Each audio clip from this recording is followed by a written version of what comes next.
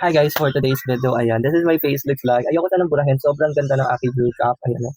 But anyway, hindi yung makeup yung pag-usapan natin, kundi yung aking hair care. So, this is my current status ng hair and as you can see, kaka-color ko lang ng hair and sobrang talagang nagda-dry talaga yung hair ko and the status niya, my hair, and pinulot ko siya by the way, kaya medyo, kung mapapansin nyo, nasa drier side siya, but dry talaga yung aking hair, but with the help of this product, is talagang nag-work yung hair care routine ko. And ito yung ginagamit ko at the moment na hair care routine. So to start with, this is the Sunsilk Strong and Long Shampoo.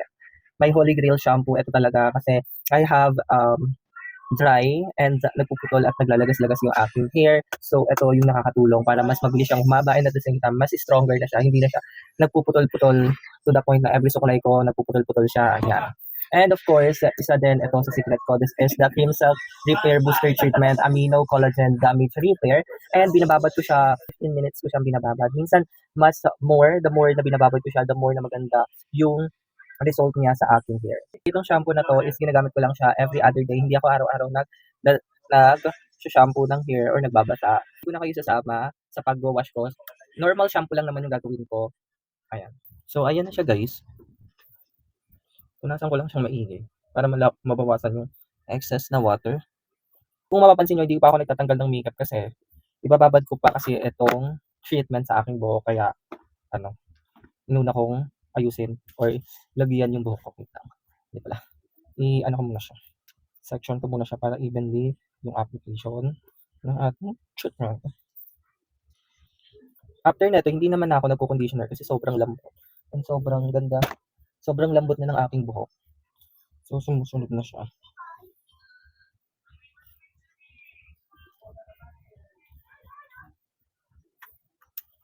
So, hindi ko siya tinitipid. I use the ample amount. Plus, babalikan ko na lang kayo kapag tapos ko na siyang banlawan. Tapos, iwanan na natin siya for 30 minutes ko na siyang ibababad. Kasi kakain na ako and after nun, syempre magpapahinga lang ako konti. And then mag-double cleanse na ako. Ganun. Basta, gagawin ko na yung stuff ko para pag naligo ko, isahan na lang. I'm done taking a bath and at the same time done my skincare. So kaya pagpasensyahan nyo na yung aking anek-anek sa mukha. And look at that. Look at my hair. Ang ganda na and wala siyang tagging. Wala siyang buhol-buhol feels. Usually kapag ibang conditioner yung gamit ko is kailangan ko gaganunin yung aking hair pero kapag ayan, yun sa Cream Silk, wala talaga.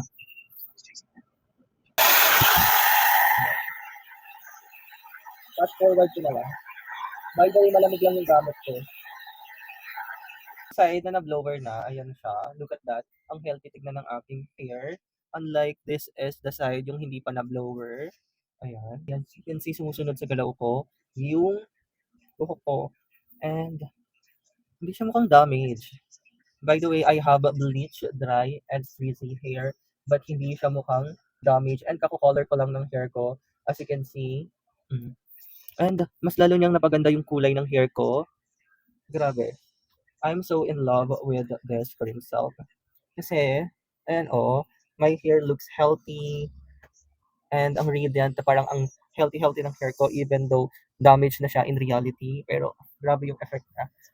And, grabe din yung volume ng hair ko. Ayan, this my hair looks like. Kagigising ko lang, walang humog, walang hilamos. As in, kagigising ko lang. And then yung hair ko. Para akong bagong treatment na hair, na buhay yung aking hair. When I use this product, grabe talaga yung effect niya. Even yung bangs ko, hindi na siya sobrang dry. Kasi dry yan yung bangs ko. Kasi nga, yan yung natira pa yung mga bleach. Ayan. Pero look at that. Para akong nagpasalon. Walang halong Rinig na rinig ko naman sa boses ko na bagong kising lang ako. Hindi ako makapaniwala kasi first time ulit ako makikising na ganito yung buhok ko.